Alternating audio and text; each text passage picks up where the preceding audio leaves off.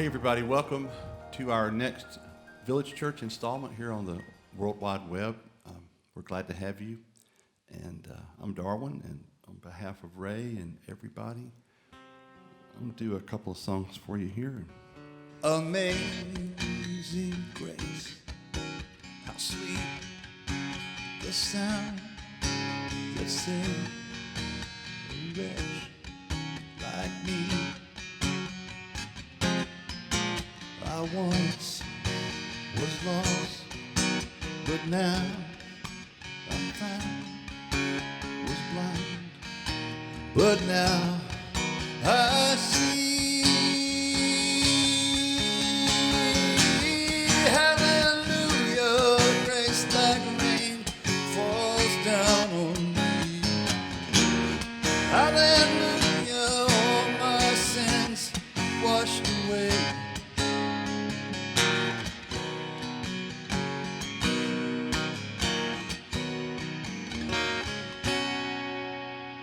Amazing grace, how sweet the sound that saved a wretch like me. I once was lost, but now I'm found. Was blind, but now I see.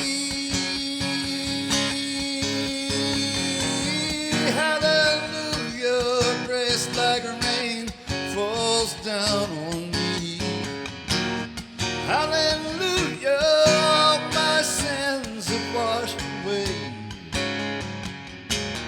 Hallelujah, grace like rain falls down on me.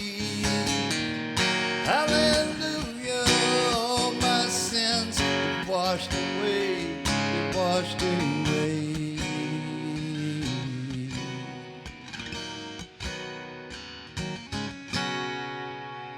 I was standing by the window on a cold and cloudy day when I saw that hearse come rolling, gonna take my mom away.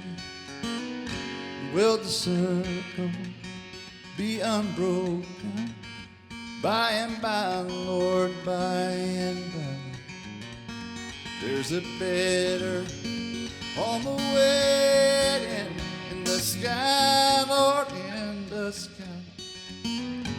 So I followed close behind her. I tried to hold back and be brave, but I could not hold my crying when they laid her in her grave.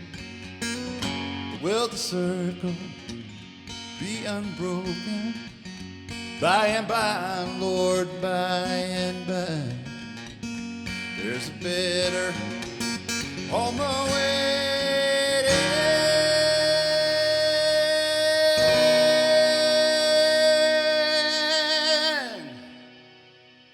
In the sky, Lord, in the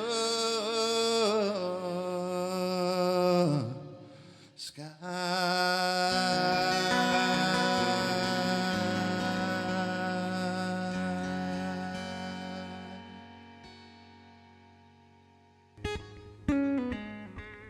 Wade in the water, wade in the water, children, wade in the water.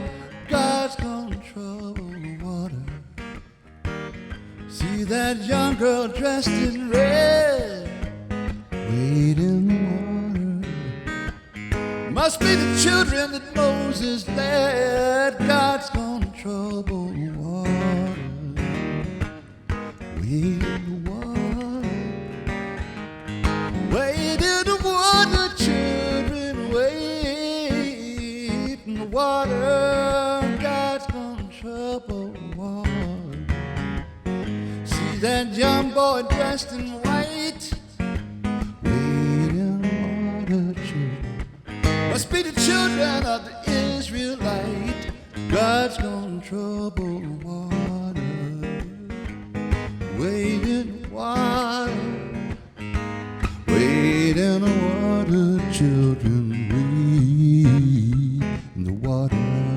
God's gonna trouble the water. See that children dressed in blue, wade in the water. It's all God's children coming through. God's gonna trouble the water, wade in the water, wade in the water, children, wade in the water. God's gonna trouble the water. You don't believe I've been redeemed, wade in the water. Just watch the whole lake come looking for me. God's gonna trouble the water, wade in the water,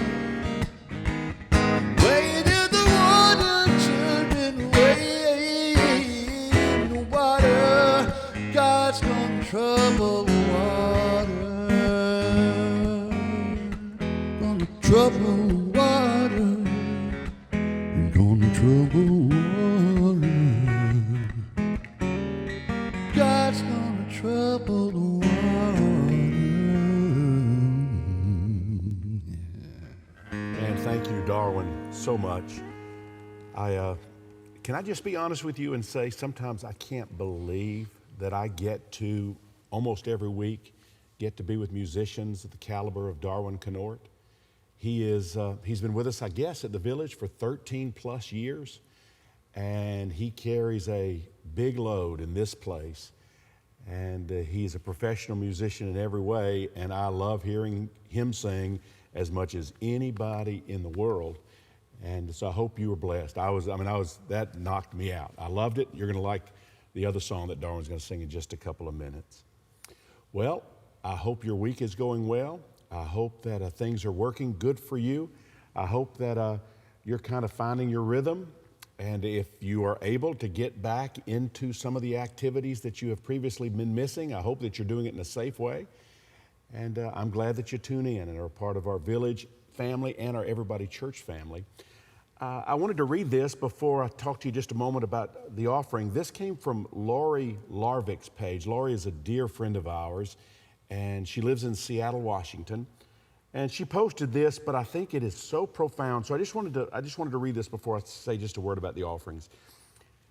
Blessed are the mask wearers. Are you still wearing your mask, by the way? Anytime I go to a grocery store, anytime I go to a farmer's market, anytime I go and I'm around people outside of a teeny tiny little bubble, that I always make sure that I wear my mask. So I hope you are. Blessed are the mask wearers, for they help keep persons of sacred worth from dying alone and scared, separated from family and friends. Blessed are those who care for the sick and comfort the dying, for they are the presence of the beloved community. Blessed are those who mourn the dead rather than minimize their death, for they will retain their humanity. Blessed are the scientists searching for treatments and vaccines, for they are bearers of hope. Blessed are the food providers for those who can and cannot pay, for they are sustainers of life. Blessed are those who keep their distance, for they allow our beloved ones to remain close. Blessed are those who refuse to profit unjustly from the pandemic, for they bear witness to justice and common decency. Blessed are employers who keep workers safe, for they value life over profit.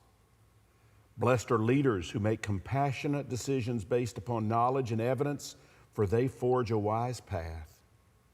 Blessed are the truth tellers, for they provide the best information possible to keep all of us safe. And blessed are those who do not use the pandemic to divide us, for they work for the common good of all. Lori, I don't know where you got that, but thank you for sharing that, because I thought that was very wonderful, and I hope you did too. People ask, how long will it be before the Village begins having services together again in the same shared space? And still, we are so unsure of that. We are trying to listen to the scientists. We're trying to follow the CDC. We're trying to see when it makes sense. And in all probability, it will be when we don't need to wear masks anymore, because if we're having to sit 6, 8, 10 feet apart and wear masks, it seems like we'd probably be better just to stay online. So thanks for being patient with us. Just know all we are trying to do is to make it safe. When we do get together, make it safe for our most vulnerable people. And so thanks for your understanding. Well, now's the time in our service each week when we just say, if you can and you'd like to help, then this is the way you can make that possible. I was talking to a lady the other day in our church who described to me the difficulties financially she has had and her family has had through this pandemic. And she had not told me that before. I said, you've got to tell me these things because there might be ways that we can help. If you are financially strapped because your business has gone away or your hours have been greatly reduced, whatever it is, then please don't feel any guilt about not helping the Village Church right now. Your presence here means the world to us. You thinking about us and praying for us and just being a part of our community, all of those things means the world to us. Don't stress, don't sweat it. But then for others who you've made your check, you're getting the government subsidy that's helping make ends meet, you're kind of rocking along. We appreciate so much your help. And each week people are helping, and it has been a blessing to us. And so I just want to say thank you. There's 3 ways to give. You know it. It's you can text GIVE to 404-998-8979, 404-998-8979, or you can go to thevillageatlanta.com/give, and there you'll see all the information that will help you make your contribution. Or if you want to send a check, every week, a handful of checks come into the mail here, and that's wonderful. You can send a check to the Village Church, 3418 Dogwood Drive in Hapeville, Georgia, 30354. 3418 Dogwood Drive, Hapeville, Georgia, 30354. And again, it is greatly appreciated. All the help you can give us, it's making a difference. And quite frankly, we have not been as stressed as we were even before the pandemic, because many of you have stepped up, and I just want to say thank you, thank you, thank you. Can I pray for everybody that's watching right now? God, thank you for this day. Thank you for every person who is watching right now, and whatever is on their heart, whatever is heavy that's on their mind, I pray in these next moments they'll get clarity and they'll have hope, and they will believe good things about you, a good God, and it will help them in their life. We pray this in Christ's name. Amen. I hear the drizzle of the rain, like a memory it falls, soft and warm continually,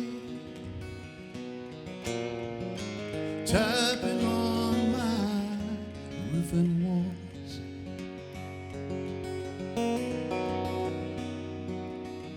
My mind's distracted and confused.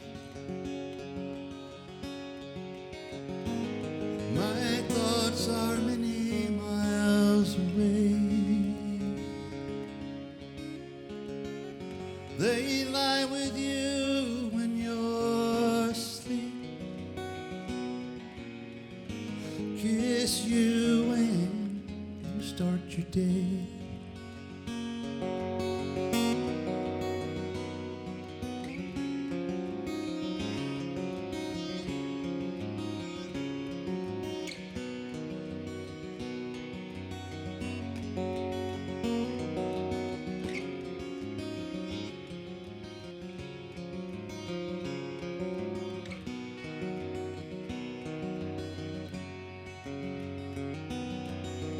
And as I watch the drops of rain weave their weary pens and I know that I am much like the rain, There before the grace of you go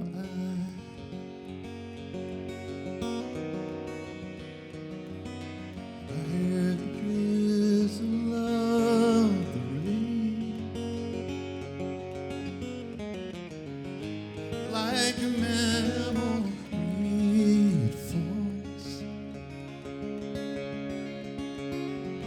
soft and warm continually, tapping on my roof and walls.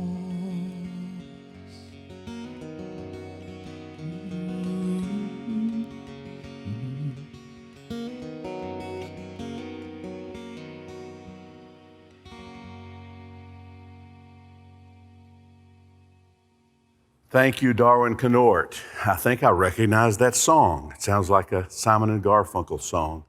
And I love that I'm a part of a church that can sing a Simon and Garfunkel song. And I'm also very, very proud, Darwin, that I get to be on this journey with you. It's been a wonderful, wonderful trip these last 13 years getting to know you. Thank you for singing for us today. I want to talk to you about good stories. Don't you love them? I know I do. That's my favorite part of reading the Bible, when you can latch on to a great story. Maybe it's a birth to grave kind of a story. Jacob is an example in the Old Testament. You start out with Jacob, and he's a twin, and he's kind of a deceiver in a lot of ways, and you think this guy's not going to turn out very well, but then he ends up doing some wrestling, spiritual wrestling with God, and lo and behold, his life ends up being a beautiful life. He's mentioned as one of the patriarchs, Abraham, Isaac, Jacob. And it's his story that you just kind of get captured by. I think of Joseph. Joseph's one of Jacob's sons. Joseph's story is a captivating story. He had some bad things happen to him, but he overcame them. And he stayed true to his devotion to God, and his life ended up being an incredible success, and he ended up saving his family. And you read that story and you think, that's kind of awesome. David, the life of David. I love that story. I can't tell you how many times I've read it, and I love seeing people underestimate him when he starts out as just a shepherd boy. Nobody even thinks he has anything in him that's significant. But then you follow his story and you discover, no, he's special. He really is special. And then he makes some tragic decisions and has some moral failure. And you say, oh man, I hate that. But you see him trying to pull out. And anyway, it's just an interesting thing to follow people's stories. Neil, I get to work with Neil, not only with the Village Church, but at Everybody Church. Plus, we're neighbors. Plus, he's one of my best friends in the world. Neil's story is an interesting story. His whole life is an interesting story, but many people didn't know that Neil was adopted by his grandparents. And then I was just reading a little biographical thing that he had written a few weeks ago, and he talked about his mother kidnapping him when he was 6 years old, how much fun he had spending that day with her and all the cool things they did, and how the police finally came, and he was put in an overnight foster care. And it was just interesting because it's like, wow, that's a unique thing about Neil. By the way, there's a lot of unique things about Neil, but that is one thing that's unique about Neil. And it made me really appreciate him because I guess I just love hearing people's stories. That's been one of the things, by the way, that we've enjoyed through this lockdown.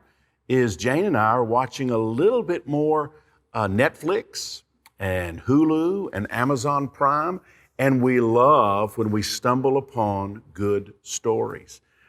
If you haven't watched Unorthodox, by the way, on Netflix, I would give it 2 thumbs up. It's about a Hasidic Jewish young girl who tries to escape from her Hasidic Jewish situation, and it is a captivating story. I love a good story. And you know what? When I get to meet people, I love hearing their stories. And some people say, Ray, my story's not really a big deal. No, as I hear your story, I hear all kind of things that are very, very interesting. Everybody has a cool story. Some people have stories where they wrestle with their identity and they don't really know who they are for a long, long time, but they finally are able to say, this is who I am. And they step out of the closet, whatever that closet is, and they're able to say, this is me. And they show great courage in doing that. And I say, man, what a story. Some people have stories of heartbreak, and when I hear it, I think I've never experienced anything as devastating as that. But when I hear those stories and I hear how they walked through their sadness, I just think, wow, I'm just in awe. Some people have stories of evolving spiritually. You know, they say, this is the way I saw things for so many years, maybe decades. I saw things in a very fixed way. But then over this last period of time, things have evolved for me. I see it now broader. I see it now bigger. I see it now with more grace. And I love hearing those stories. Several years ago, I'm thinking maybe 15 years ago, Donald Miller, who wrote Blue Like Jazz. It was one of the first progressive leaning books I think I had ever read. But Donald Miller used to talk about how we needed to see our lives like a story. And he talked about what were the ingredients in a great story. And I remember listening to that way back when and thinking, that's helpful. That's helpful to me. I want to start understanding my life as a beautiful story. And I want to know that when I get in certain circumstances, certain situations, choices I make are going to alter the story. And I want to kind of understand this great story that I get to be a part of, my life, and the great story that you get to be a part of, which is your life. So here's what I want to do.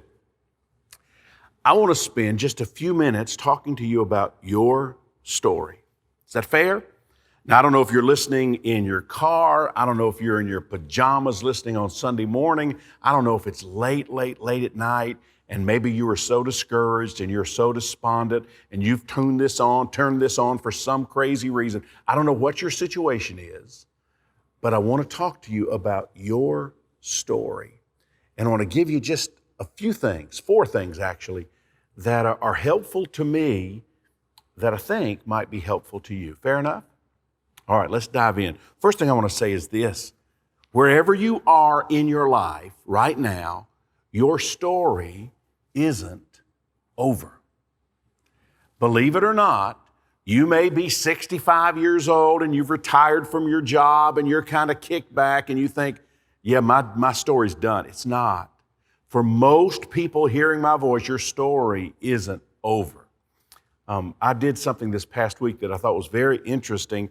A lady who had been in our church for a long time has Alzheimer's, and she's now living with her daughter, and her daughter had me come to their house, and it was not a last rites kind of a thing, but it was basically just spending time talking to this lady, not sure if she even could understand what I was saying, but I was talking to her about her life, and I was talking to her about her future and life beyond this life, and then I said a prayer, and she seemed to kind of, it seemed as if she understood what I was saying.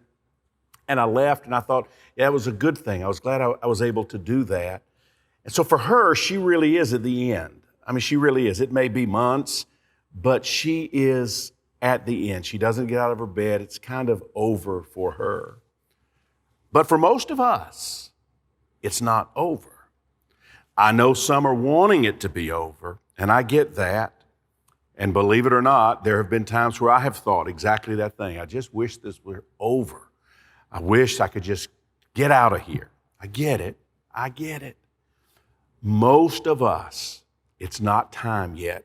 We still have some living to do. So I want you to think about how your life perhaps can all be altered just a little to get you on a track that will be a better track, more life, more love in you than maybe you're experiencing right now. Cool story in the Old Testament. It's in Ezekiel chapter 37. God takes the prophet Ezekiel to a field, and the field is filled with dry bones. And God asked Ezekiel, do you think these dry bones could ever live again? And Ezekiel's response was great. He said the best thing he could say, God, you alone know the answer. I don't know. Now, here's what was going on. And again, a lot of the stories in the Bible are metaphors. You have to look deep beneath the surface to understand fully what's taking place. But here's what was taking place for the Jews.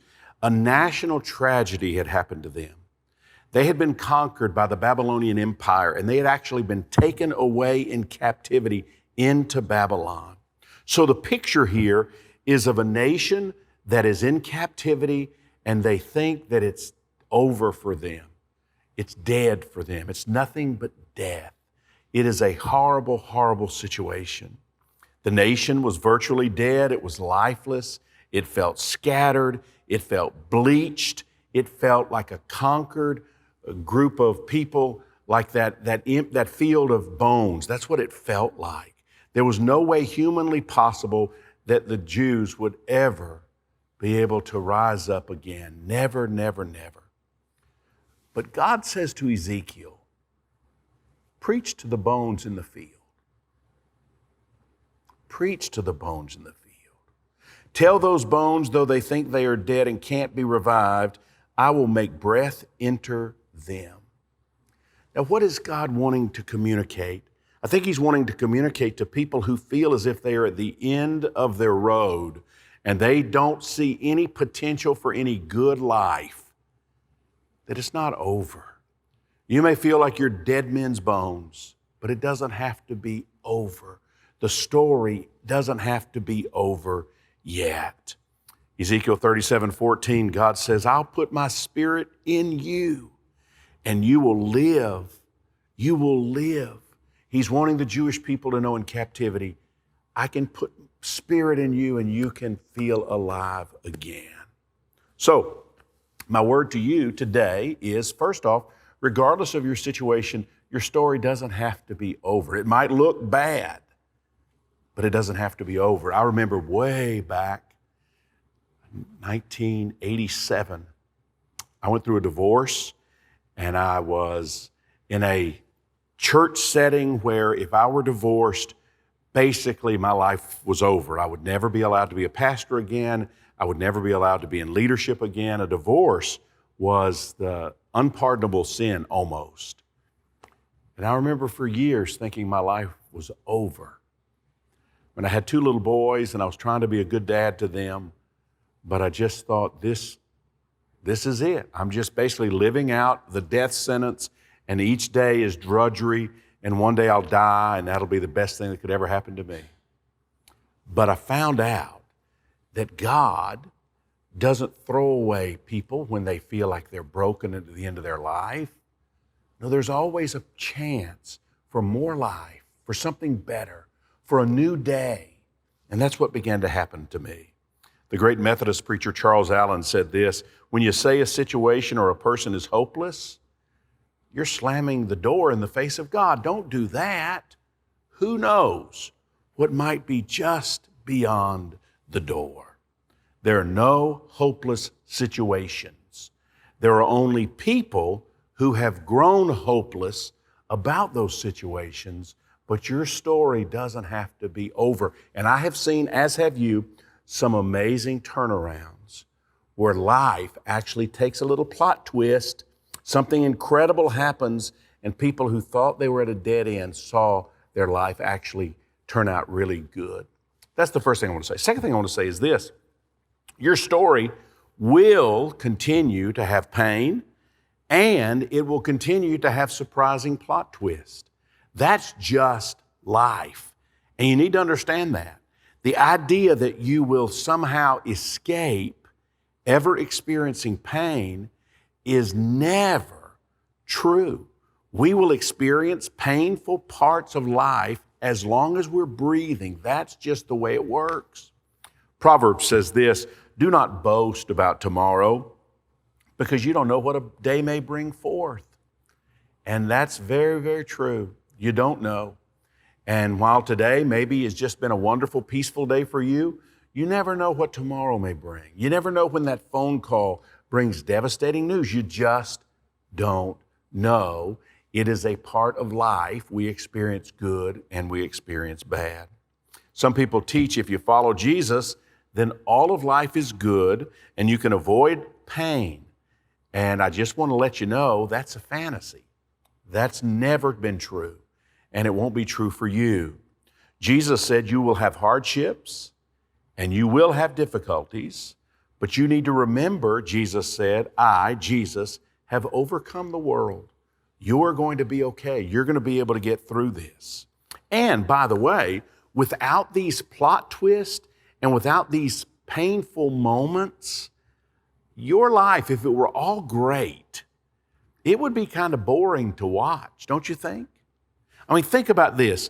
If I told you this is my story, I chose to follow God when I was 13 years old, and pretty much everything has gone perfectly for me ever since, the end.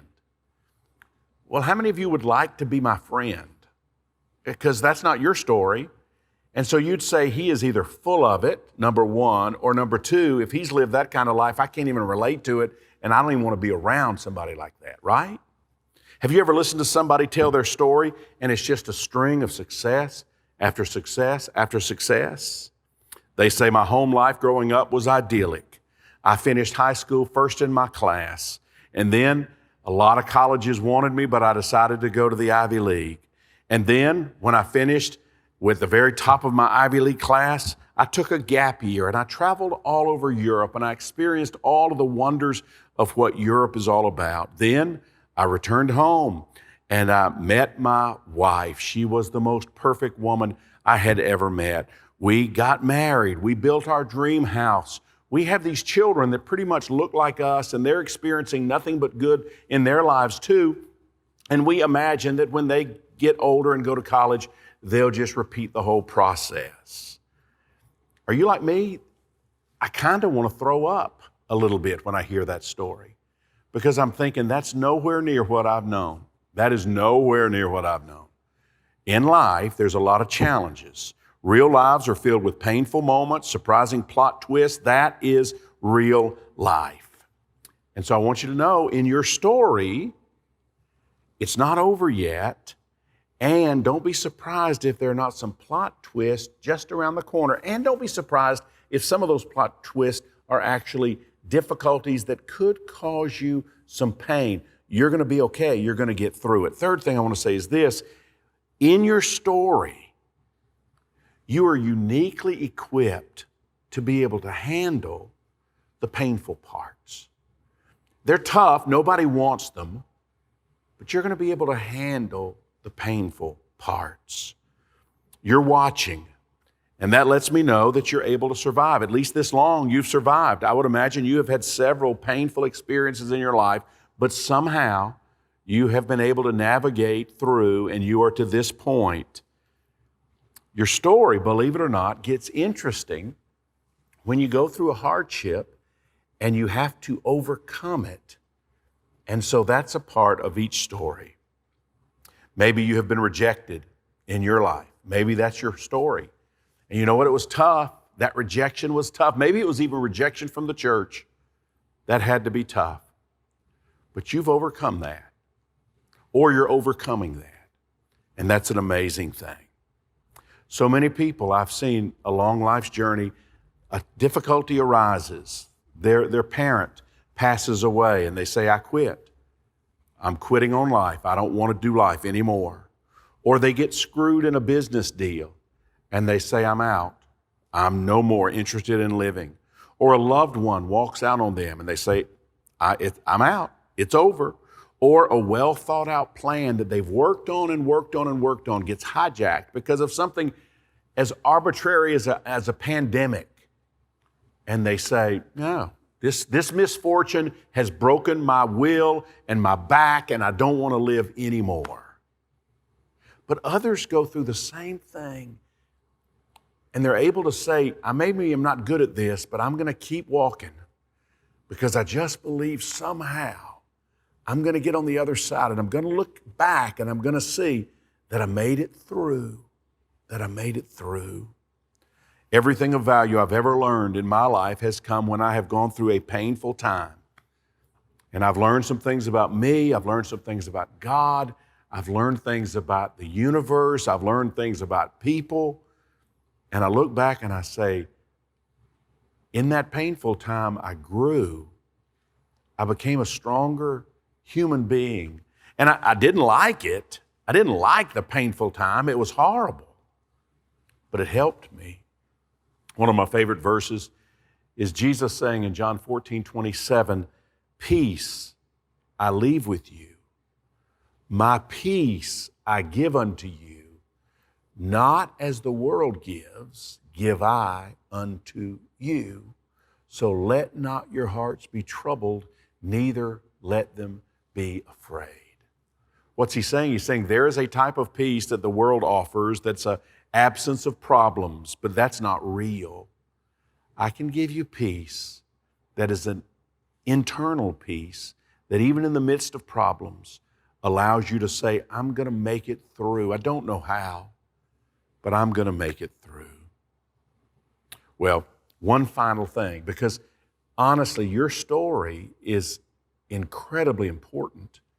And if you could think about your life as it relates to a beautiful story, then this will be helpful. Here's the final thing I want to say. Your story will turn out differently than you would have guessed as a younger person, but it still can be a great, great story. I had this idea when I was a young guy of how my life was going to turn out. And it hasn't turned out like that. The dreams I had as a young man, those aren't things that I accomplished or fulfilled. But you know what? I wouldn't trade the life now for the life I thought I wanted then. All things being the same, I could have what I dreamed at its apex, what I dreamed of when I was a young 24-year-old person. I could have that, or I could have where I am right now. It is dramatically different, but I would take where I am now because God has allowed a more beautiful story to happen. When Donald Miller used to talk about living your story, he said these were the things that were important for a good story. He said you need to have a protagonist with a good ambition. By that he meant a lead character. And I just want you to know you have to be the lead character in your story. Now you might be a junior executive and you might think, well, my attention is on that CEO that's on my supervisor, or that's maybe my life. Listen, it's your story. You work with that person, that's important, but it's your story. The decisions you make are for your story. So you have to have a protagonist with a good ambition, and that is you. That is me.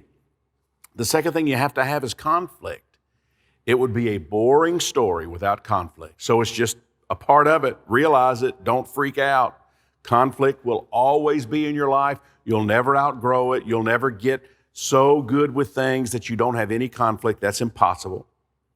Third thing you're going to have is you're going to have as a protagonist, the ability to overcome the difficulties that you have to face. Whatever happens in a good story, the protagonist, he may get knocked down, but he wants to figure out, how do I learn and grow and do better and get through whatever the circumstance is. And then finally, and it's important, the protagonist in the story usually experiences ultimate victory, but it turns out that it's a different kind of victory than he initially or she initially thought. Those are the important ingredients in a story. And they're important in your life, and they're important in my life. It will turn out different, but it can be so beautiful. Some of you had dreams, and those dreams have gone by the wayside. Doesn't matter. You still can have a beautiful life. Wherever you are, hear me. I have seen it for 40 years. I have seen people who have experienced beautiful lives even after their original dreams have been dashed. Let me close with a movie that came out in 2004, and it's just one of those movies that is very captivating, and I remember it well. It was called Friday Night Lights. They even made a television show, and I never saw the TV show, but I remember the movie was really good, and the movie was based on a true story. It was about the Permian High School Panthers from Odessa, Texas. And this was set in 1988, and it had a great cast. Billy Bob Thornton played the head coach of the football team. One of the dads of one of the players on the team was Tim McGraw, and he did a great job, the country singer. And the town is obsessed with their high school football team. The Odessa high school football team, they eat it, breathe it, sleep it, it's everything. And this particular year, they have great hopes because they have this running back that's going to go Division I and probably to the NFL. But in the very first game, the running back goes down with a devastating injury, and he's out for the rest of the year. What is this team going to do? And even if you're not a sports nut, I think you would like the movie because the coach is having to hold the town together because the town is freaking out, as you can imagine, in a West Texas town that's obsessed with their high school football team. They've got a new coach. They've got a player that's down that they were depending on. So the coach is having to keep the parents settled. He's having to take the team and having to fire them up and let them know that they still can have a great year. And he's having to navigate all these things. It's incredible to watch and to know that it really happened. And then they end up playing for the state championship. And they played for the state championship against Dallas Carter High from Dallas, Texas. This team looked like NFL. When you see the film, it looked like the NFL against this Odessa team. And you think, oh my gosh, they're going to get killed. But they don't get killed. In fact, the game goes back and forth, back and forth. And then with the last play of the game, Odessa has a chance to score a touchdown and win the game. So you just know what's going to happen, right? We've seen this before. Odessa, the quarterback goes back and he scrambles to the right and he's chased, and he reverses his field and he scrambles to the left and he's chased. And you think, oh my gosh, this is so nerve-wracking, but I know he's going to throw the ball or he's going to be able to escape somehow. And he ends up trying to run it, and he gets tackled, and you wonder, did he cross the line? And the referee said, nope, he didn't make it. And you think, what? What? How did that happen? I can't believe that. But he didn't make it. So I watched that movie, and I thought, that's a great movie, but I hated they didn't win. And I went home, and I later read about the team and found out that the next year, they did win the state championship.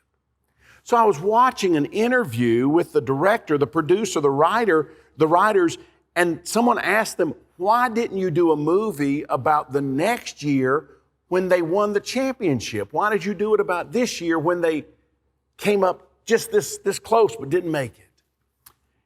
And the writer of the movie said it was because that year the story was better. They had to overcome more obstacles. They had more things working against them, and just with just having to push through some really tough stuff, that was the better story than the story the next year when they just sailed through and won the championship. I guess what I'm trying to say is, if you're listening to my voice, your story maybe will not be the championship story you dreamed, but you're overcoming things. You are being courageous when you can be courageous. You are growing. You are learning. You're not the person you used to be. You're taking steps to become fully who you've discovered you are.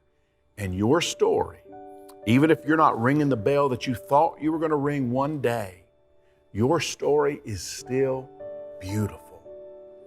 And that's one of the great things I think about the Village Church and Everybody Church is all of us, all over the country, even some people all over the world.